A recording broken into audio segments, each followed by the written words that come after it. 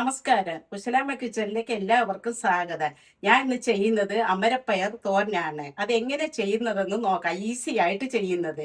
മറക്കാതെ എല്ലാവരും സബ്സ്ക്രൈബ് ചെയ്യുക. ഈ അമരപ്പയർ എങ്ങനെ അരിയുന്നതെന്ന് ഞാൻ കാണിക്കാം. ആദ്യം ഈ നാരിങ്ങനെ വലിച്ചെടുക്കണം. രണ്ട് സൈഡിൽ നാരിരിക്കും. എന്നിട്ട് ഇത് ഇങ്ങനെ അരിയണം.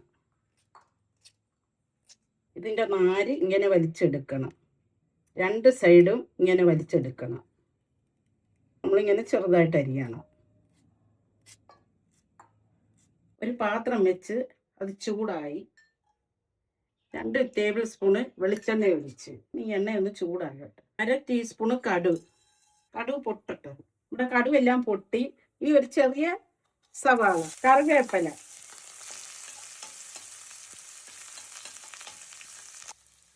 കാക്കില് അമരപ്പയർ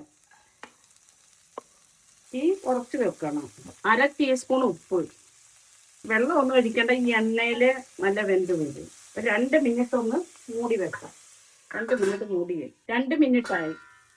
1 മിനിറ്റ് ആയപ്പോൾ ഞാനൊന്ന് ഇളക്കി കൊടുത്തായിരുന്നു.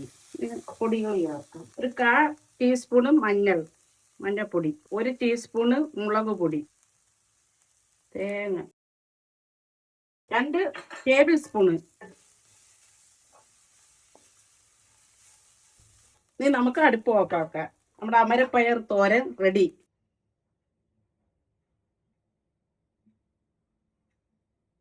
ഈ വീഡിയോ ഇഷ്ടപ്പെട്ടാൽ ലൈക്ക് ചെയ്യുക, സബ്സ്ക്രൈബ് ചെയ്യുക, ഷെയർ ചെയ്യുക.